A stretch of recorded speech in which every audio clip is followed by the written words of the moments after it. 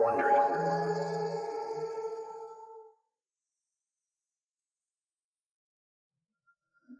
It's late October 2001. Wall Street Journal reporter John R. Emschweiler sits in his office at the paper's Los Angeles bureau, in shock.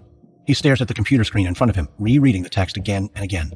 Emschweiler, a 29-year veteran of the Journal, covers white-collar crime. Enron landed on his radar in a big way back when Jeff Skilling resigned in August. The press release said he did it for personal reasons, but Emschweiler's instincts told him there was more to the story. With the help of the Journal's national energy reporter Rebecca Smith, it's a story he's been trying to get to the bottom of ever since. Smith and Emschweiler have yet to call Enron out for doing anything illegal. It's simply too soon to tell. But each day since Skilling's resignation has seemed to generate more and more smoke. A plummeting stock price, the uncovering of two mysterious financial vehicles, one called LJM, another Chuco. The reporters wonder if all this smoke is leading them to a fire, especially now that a true bombshell has dropped. It's 7 a.m. Emschweiler grabs the phone and dials his partner. Rebecca Smith grabs the phone midway through the first ring. Hello. It's John. I guess I better pay up. The press release. Yeah, listen to this part. Andy Fastow, previously Enron CFO, will be on leave of absence from the company. Lay said, in my continuing discussions with the financial community, it became clear to me that restoring investor confidence would require us to replace Andy as CFO. Emschweiler pauses. He just lost a bet. Smith called it days ago, but Emschweiler thought it just wasn't possible. In recent weeks, Lay had repeatedly expressed total support for Fastow. Well, looks like you were right. Looks like it. So what do you think's going on over there? Fastow was just too big a liability. If he actually did all the things that you and I think he did, he deserves to be fired. Yeah, but isn't firing him like admitting wrongdoing? I mean, back in August, Lay said that Enron was completely aware of everything that Fastow was doing. LJM, Chuco, everything, and completely supported it. Yeah, he even said that Enron had asked Fastow to take on those partnerships. But there's this really weird line in the press release. Continued discussions with the financial community. What do you think Lay means when he says that? Could be the banks, Wall Street, maybe the ratings agencies or big investors. Probably all of them. Lay's got to be getting a lot of calls. The stock is in free fall.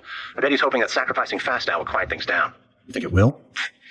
I have no idea. The only thing I do know is that at this point, it's difficult to put a whole lot of trust in anything Enron says. Emschweiler looks at his watch. All right, we'd better start making some calls before the editors start screaming. He hangs up, then reads the press release beginning to end one more time. This could all be temporary. Maybe they're simply going through a rough patch and will pull out of this tailspin. But Emschweiler senses things will accelerate, and Enron will begin to spin out of control, that things could get even darker. If that happens, Enron could be at the center of corporate malfeasance on a scale unlike anything Emschweiler has ever seen. American Scandal is sponsored by the new Audible original Bad Republican by Meghan McCain. In her debut audio memoir, Meghan McCain gives a first-hand look into the life of the conservative rebel and departing co-host of The View. You'll hear what it's like to grow up as the daughter of an American icon and to mourn his loss very publicly just 1 year into her tenure as co-host of America's most-watched daytime talk show. Her memoir also reveals how she handled attacks from the U.S. president and her thoughts on cancel culture, dating, and how our country treats new mothers. It's unsparingly honest, deeply relatable, and highly entertaining. Go beyond what you know about Meghan McCain from TV and your newsfeed. Visit audible.com/Bad Republican and listen now. We get support from the new podcast, Hemingway's Picasso. Stephen Coe lived many lives. He was an NFL journeyman, a male model, and one of the most well-connected smugglers in 1980s Miami. Coe collected many souvenirs from his adventures, but his most treasured bounty, a beautiful ceramic crafted by Pablo Picasso and gifted to Ernest Hemingway at the author's Cuban home. So the story goes. Lost during the Cuban Revolution, the artwork resurfaced when Coe took it as payment for a drug run financed by the notorious Pablo Escobar. Coe passed away in 2018, passing the piece down to his son, Stevie. Stevie feels he needs to complete his father's mission of selling this piece and telling Steve's cinematic life story. Is the Picasso authentic or a fraud? Was Steve Coe a big talker or a real deal smuggler? Listen to new episodes of Hemingway's Picasso every Monday wherever you get your podcasts.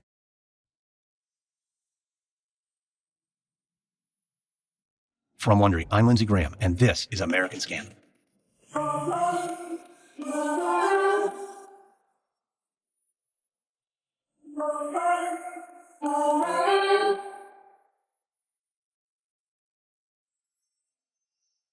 Towards the end of 2001, it was clear that Enron was in trouble. The government, the media, the investors began to realize that there was just too much that didn't add up. Ken Lay insisted his company was misunderstood and had done nothing wrong, but evidence began to emerge that contradicted his claims. The question was what to do with this evidence. Andy Fastow was adept at concealing the true nature of his complex, shadowy deals, even from other experienced finance professionals. But with Fastow gone, scrutiny on Enron kicked into a higher gear. Those outside the company demanded answers, desperate to find out just what the company had done wrong and how to respond.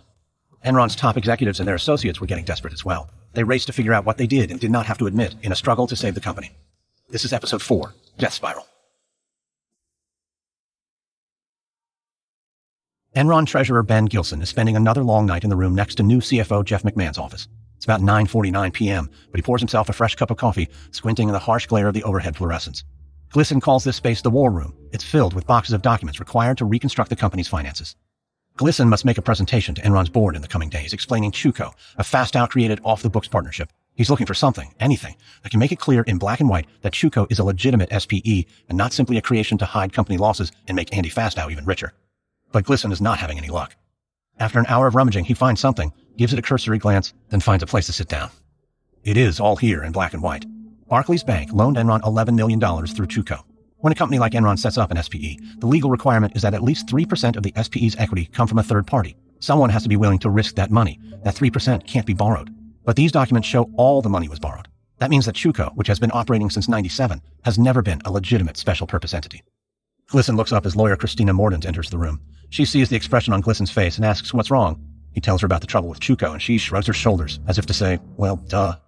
Glisson shakes his head, looks down, and mutters, "We're toast." Sharon Watkins sits at home that very night, fully aware that she is not the most popular person at Enron these days. She doesn't know how it got out, but it did. Watkins wrote a memo to Ken Lay claiming the company was engaged in fraudulent accounting and that he had to do something about it. She didn't go to the Wall Street Journal or Fortune or the SEC. Those organizations came to their conclusions about Enron all on their own. Still, there are some at Enron who now look at Watkins as if she's an informant out to destroy a great company. In their eyes, Enron was doing just fine until she decided to climb up on her soapbox. One person who clearly feels this way is Jeff McMahon. She thought McMahon was a friend, but ever since he became CFO, he's been very difficult to reach. It was never like that before. She can sense that the new position is changing McMahon. Perhaps Fastow and his supporters are right. McMahon is just as cutthroat as the rest. He was critical of LJM, but maybe that was just to get Fastow in trouble, so McMahon could push him out and take over. Watkins is at her kitchen table when the phone rings. She picks up. There's a hoarse voice she barely recognizes on the other end. "Hey, Sharon, it's Jeff." McMahon sounds terrible. Says he's sick, that he's been working around the clock and hasn't had time to return her calls. Watkins asks point blank if McMahon considers her a traitor. He's appalled at the suggestion. He says Watkins is still highly valued, but then he's not sure what she can do to help the current situation. Enron has to scramble. The stock is at $15 a share with no signs of recovering. McMahon is pleading with banks to get a loan the company desperately needs. It's crazy, he says. Just crazy. McMahon promises he'll reach out again when things settle down, then hangs up. Watkins grabs a notebook and pen. McMahon may not think Enron could use her help, but she knows it does. With both Skilling and Fastow gone, perhaps Enron can start fresh and redeem itself. She begins a new memo titled Disclosure Steps to Rebuild Investor Confidence. The idea is simple. Enron must correct the accounting mistakes. It must restate its earnings, and immediately. Within an hour, the memo is complete. Watkins intends to hand it to Ken Lay personally at the first opportunity. The next evening, Ben Glisson is in his bedroom when the phone on the nightstand rings. It's 10:30, unusual for someone to call this late, so it can't be good news on the other end of the line. Glisson steels himself. "Hello?" Ben, it's Jeff McMahon. "Hey, Jeff. Everything all right?" No. The silence just hangs there for several unbearable seconds. A bead of sweat drips down Glisson's forehead. Ben can't take it anymore. "What's wrong, Jeff?" You know what's wrong. You lied to me. "Lied? About what?" Ben, I trusted you. I thought you could help us. You told me about Chuco, but you didn't tell me everything. "Listen, Jeff, okay, about that. LJM is ruining us. You know that. It could destroy the entire company. Everything connected to it is toxic. Now, a lot of people are lying about what they knew and what they didn't, and honestly, I can't sort out who's telling the truth and who's full of shit. But I do know this. You should have disclosed that you had a personal stake in LJM, Ben. You should have told me that." Glisson races for an explanation. He should have said something. He could have said something, but he never did. He didn't think anyone would ever figure it out, and that it was probably best to let sleeping dogs lie. "Look, okay, Jeff, if I had invested directly in LJM, I promise I would have told you. But I invested in a company that purchased a subsidiary of LJM, you see? An LJM subsidiary. I didn't invest in LJM. I didn't invest in Enron. So technically, okay, Jeff? Technically, I did not lie to you." Glisson wipes the sweat away. Ben, you're fired. It's late at night, and Sharon Watkins is in her kitchen again, listening to a voicemail that Jeff McMahon just left on her machine. He's read her memo. He says they all hear her loud and clear, but a massive restatement of earnings, even if it's not related to core businesses, will cause a major credibility issue with the investor community. And in case she's not aware, Enron is already dealing with major credibility issues. Shareholders tend to be forgiving, but not lenders. He says a restatement results in some nasty stuff. What he's getting at here is that a new guy might be able to come in and fix it all. That's a possibility. But he's not so sure that the old guy can hang around and say, "Whoops, sorry for what I did. Things will be better from now on." McMahon wants Watkins to think about that. Watkins just stands in her kitchen. She knows he's right. A restatement of financial reporting is a confession of guilt. Companies do it all the time and survive, but customarily, the top management does not. The executives admit they were wrong, and then they perform the corporate equivalent of hara-kiri. Watkins hasn't realized until this very moment that should Enron pursue her recommended course of action, Ken Lay and Jeff McMahon will both have to resign. Jeff Skilling tried to escape, but he couldn't. He went to Florida. His wife said the beach would help him relax, but it was impossible to pick up a paper or turn on CNN without being reminded of the fact that Enron was imploding. Skilling thought he'd be less depressed after he left the company, and for a time, he was. He thought that he was doing the right thing when he quit, not just for himself, but for Enron. He really believed that the bad stock price was obviously a reflection on his leadership, so it should have rebounded once he resigned and Lay returned to the helm. But Enron's fortunes haven't improved. Things actually got worse. Now the SEC is all over the company. The idea that these people would criticize Enron over a few stumbles, with all the good the company has done for the average consumer, is outrageous. Meanwhile, Enron is hemorrhaging more and more cash every day. There's a term for what's happening to Enron: death spiral. Skilling is sure there really is only one option, so he cuts his vacation short and charters a jet back to Houston. After a few days, he's ready to make the call. He takes a deep breath, picks up the phone, dials, and talks to Ken Lay. "Ken, you've got to bring me back," he says. He tells Lay he's been thinking about it long and hard, and he can return as interim CEO or consultant. He, Lay, and company president Greg Wally will fly to New York immediately, and once there, Skilling knows he can convince Chase to offer Enron a loan in the $3 to $4 billion range. It's time to fire up the engine, Skilling says. Lay doesn't dismiss the idea outright, but tells Skilling he has to go, and he'll consider it and get back to him. Skilling just stands there, feeling more alone than ever. He can't understand why Lay didn't jump at the offer. All Skilling wants is what's best for the company, and if that means returning, then he's willing to do it. Skilling frowns as he puts down the phone. If Lay and Wally are too blind to see that they need his help, then this truly is the beginning of the end for Enron.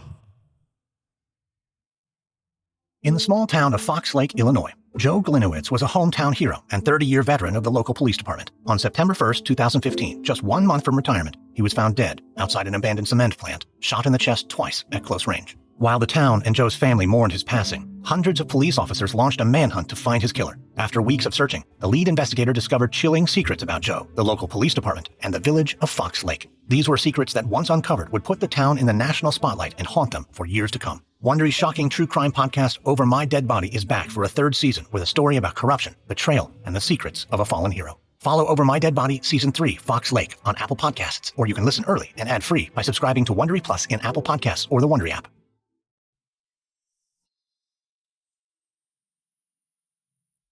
Ken Lay can't remember the last time he smiled. Not that he's depressed about all this. People like Jeff Skilling indulge in depression, but not Ken Lay. He talked to Wally about Skilling's recent call, but the discussion was brief. Wally said there was no way Skilling could come back. The optics would be disastrous. Such a move would raise questions, and the one thing Enron definitely doesn't need right now is more scrutiny. Lay agrees. Skilling is the past, and Lay must secure the future. All of this can be handled. The crisis will be managed, and Enron will make a comeback. This is a war, plain and simple, and Lay intends to fight it. He walks into the conference room, conscious to carry himself like a general. Awaiting him are several executives from Enron and Enron's accounting firm, Arthur Andersen. It's late, 9 p.m. In these chaotic days, it was the first available time for this audit and compliance committee meeting. Stone-faced, Lay takes a seat at the conference table. Chief Accounting Officer Rick Causey begins. As all of you know, the SEC is conducting a formal investigation of Enron. The investigation is ongoing, and I don't really know much more than that. We'll update you as soon as we can. The more serious issue now is that Arthur Andersen wants to restate our 97 through 2000 earnings. Turns out that, Enron made about $1.2 billion less in those years than initially declared. Ken Lay jumps in. But I'm doing everything I can, gentlemen. I made calls this past week to Commerce Secretary Evans, Treasury Secretary O'Neill, even Greenspan. I thought maybe they could offer a bailout, but we can't expect any help from them. One by one, they're turning their backs. I told them that if Enron fails, all of America's energy trading market is at risk. They don't seem to care. I don't think they understand. Another executive pipes up. What I don't understand is how our balance sheet could have been off by $1 billion. Causey responds. Neither Chuco or LJM qualified as an SPE, so any debt they accumulated, and there was a lot, should have gone on Enron's balance sheet. That's something Anderson should have caught in '99 with LJM. What all this means is, when we restate our financials, we'll be about $1 billion in the red. John Emschweiler is in his office at the Wall Street Journal, writing an article on Enron's earnings restatement when he gets a call. He picks up the phone and hears the jovial voice of his friend, Bernard Glatzer. He sounds giddy. Glatzer is a lawyer in his mid-50s who for more than a decade has been rooting for Enron's downfall. Glatzer believes that Enron has acted unethically from the very beginning, claiming Enron higher-ups stole the idea of a gas bank to finance energy deals from him way back in the 80s. He's been pursuing a lawsuit against them for over 5 years. Emschweiler doubts anything will come of the suit, but Glatzer isn't a complete crackpot. His allegations are plausible, just difficult to prove. But Emschweiler likes talking to Glatzer. Through his decades-long fight with them, Glatzer knows how Enron works, and he knows the people. He's been very good at filling in gaps in Emschweiler's knowledge of the company. Today on the phone, they discuss the restatement, and then the lawyer says something that takes Emschweiler by surprise. Glatzer says that Enron could soon end up in bankruptcy court. Emschweiler laughs. Bankruptcy may be a ways off, Bernie, he says. I think Enron still has a few financial resources. But Glatzer doesn't budge. He goes on to say that the stock price is way down and won't ever go up again. LJM is just another example of Enron's corruption. And then he hangs up. Emschweiler thinks, maybe it's possible that Glatzer isn't crazy. He was on the phone just yesterday with an executive at Goldman Sachs. The man said Enron was in a death spiral. Emshweiler's been hearing those two words more and more these days. Loretta Lynch, president of the California Public Utilities Commission, gets up from her desk and opens the window to let some air in. It's a bright, crisp San Francisco day, and for the first time in months, Lynch feels like justice is on the horizon. After a year of screaming into the wind, it seems like people are finally taking her seriously. A knock on the office door signals the arrival of the interviewer from the PBS program Frontline. Lynch smiles, sits at her desk, pushes some clutter to the side, and folds her hands in front of her. She's ready to begin. The interviewer asks her to talk about the California energy crisis. Lynch is all too happy to get this story on the record. She's not saying that Enron caused the California energy crisis all by itself. Of course not. But it did play California like a giant slot machine, rigged in Enron's favor. Enron reduced the supply at will, creating an artificial shortage which drove the price up. And when prices peaked, Enron found the power for California and sold it to them. Lynch has been trying to get Enron to answer for it ever since. The interviewer points out that Enron is in a very serious situation, and some are saying it might even go under. Would Lynch be happy if Enron collapsed? Lynch shakes her head. If that happens, thousands of people could lose their jobs. No, she says, that's not what she's after. The interviewer asks, then what is she after? Lynch says she wants an investigation, a real investigation, not a self-serving one Enron conducted. The Enron executives ran the trading department like a cartel, so Enron should be prosecuted like a cartel. If found guilty, those responsible should go to jail. Several miles from the San Francisco headquarters of the Public Utilities Commission, Wall Street Journal reporter Rebecca Smith sits in her office on the phone, listening as Enron's head of PR, Mark Palmer, screams in her ear. Until now, she, her colleague John Emshweiler, and Palmer have all managed to maintain a decent relationship, even with the negative pieces the Journal has printed about Enron recently. Palmer has been relatively gracious through it all, and the reporters are always mindful of being fair. They never blindside him, always asking if he'd like to go on the record with Enron's side of things. In the past, he would just say, no comment, but today is different. Today, he's on the warpath, accusing the Journal of having it out for Enron, and he needs Smith and Emshweiler to stop. Palmer furiously claims the paper's coverage of LJM is biased, but maintaining her professional demeanor, Smith says calmly, we've been trying to get you guys to talk for 2 months. She adds that she and Emshweiler believe their reporting to be accurate and objective. She asks Palmer to tell them where they've erred, and they'll correct any mistakes. But Palmer cuts her off. He says she's been writing too many stories about Enron's potential liabilities. You're reporting about things that may happen in 20 months, he screams, and discounting what we're telling you right now. Smith responds that Enron's credit rating is falling just as fast as its stock price, and if Enron's credit hits junk status, its lenders could demand payment at any time, and as far as Smith can tell, Enron doesn't have the money to pay. Palmer fumes that the Wall Street Journal's coverage is completely unbalanced and hangs up. Smith looks at the phone, taken aback at Palmer's vitriol. That just doesn't sound like Mark. She thinks someone's told him to shut their investigations down. But Rebecca Smith and John Emshweiler keep reporting. And days later, Loretta Lynch quotes from one of their Wall Street Journal articles during a morning committee meeting at the California Public Utilities Commission. The headline reads, Enron's CFO's partnership had millions in profit. It appears that Enron was corrupt from the beginning. Those millions in profit went into Andrew Fastow's pocket. The way things seem to be going, it may not be long before Enron is finished. Lynch thinks all the way back to 1999, when Enron first joined the California electricity market, and energy prices suddenly seemed to spike for no reason. She hadn't heard of Tim Belden back then, but she knows him now, and her face reddens in anger at the thought of Enron's crooked energy trading boss. She knew what was happening didn't make sense. California had an energy surplus, so a reported power shortage. Something was wrong, possibly illegal. And though she didn't know who to blame then, she does now. Enron's getting a lot of bad press, but no one is zeroing in on what the company did to California. No one is demanding that Enron pay a price for that. And Lynch knows that even if it is accused, a company like Enron will play all its face cards. Money, big lawyers, and maybe even the President of the United States, George W. Bush, who affectionately refers to Enron CEO as Ken Boy. So even if Enron has been caught in its own lies, it's a different question altogether if it'll actually face justice. With so many hot-button issues dividing us, finding common ground can too often feel like an impossible task. I'm Van Jones, and I've spent several years as a news commentator. So every day I hear opinions and experiences from every end of the political spectrum. But I've dedicated my life and my career to cutting through the political noise to build uncommon coalitions in pursuit of the common good. In my new Amazon original podcast, Uncommon Ground with Van Jones, we're going to explore topics that affect everybody, from racial inequality to climate change to prison reform. Along the way, you'll hear unique perspectives on what it takes to make meaningful change in a divided country. Because finding common ground with unexpected allies requires stepping outside of our comfort zones. Listen to Uncommon Ground on Amazon Music, Apple Podcast, or wherever you get your podcast.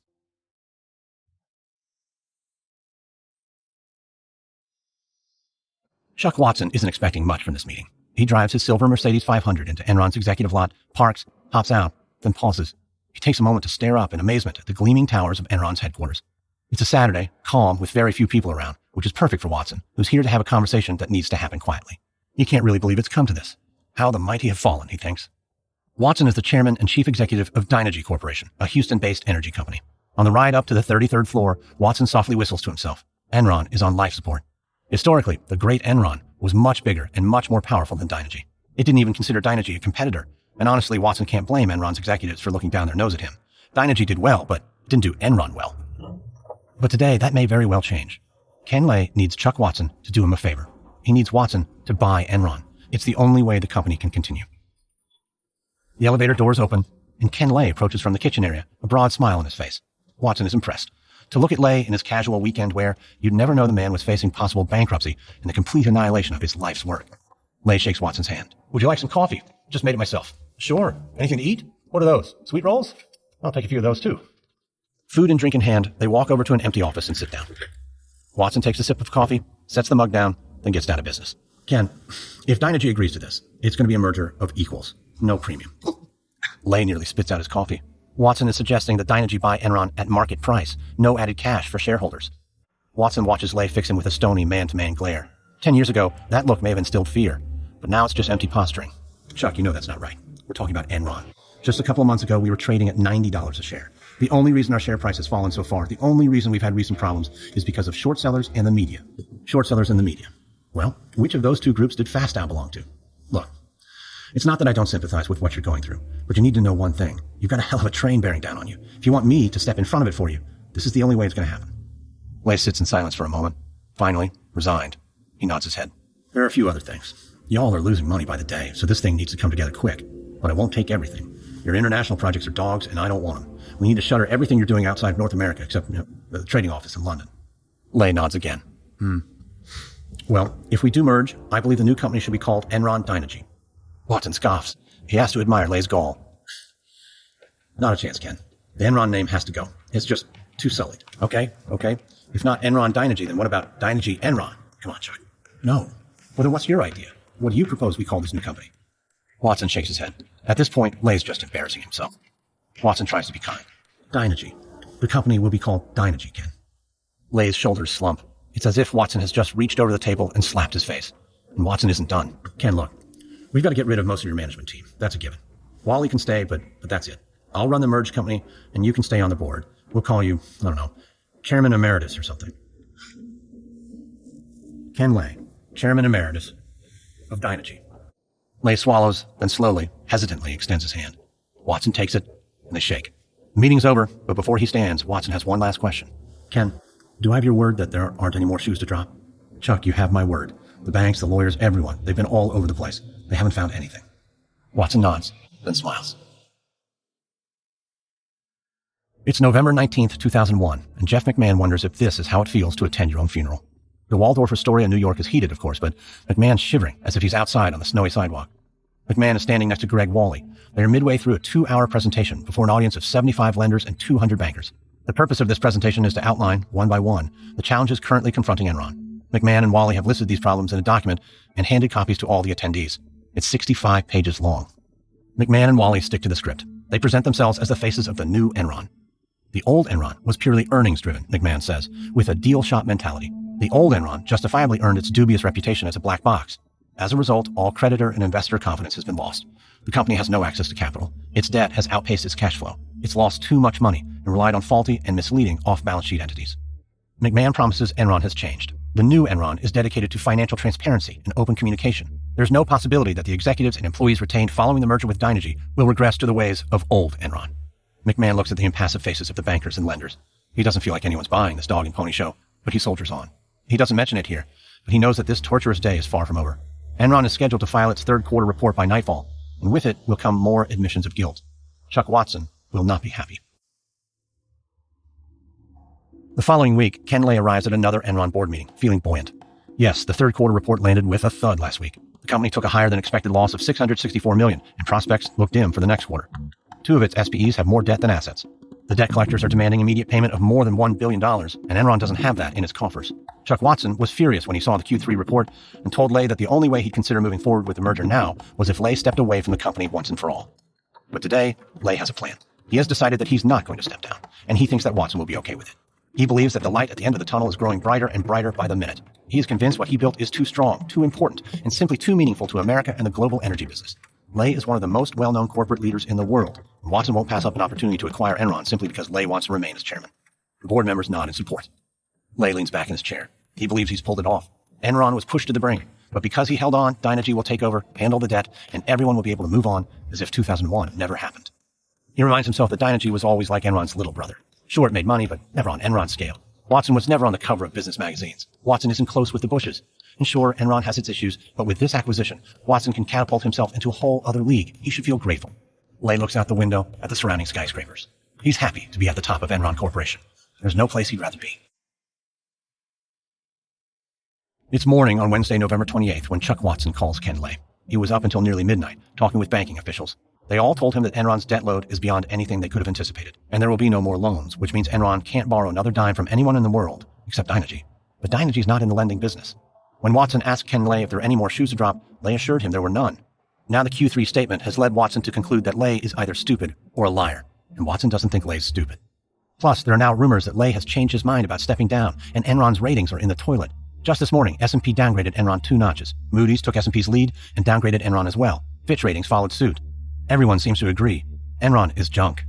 So Watson keeps his conversation with Ken Lay short, simple, and to the point. Ken, I've decided to terminate the merger. I'm disappointed this didn't work out, and I wish you the best of luck. But if Lay has taken the news hard, he doesn't show it. I'm disappointed too, he replies, emotionless. I'll move on to our other alternatives. Watson hangs up. He just shakes his head, incredulous.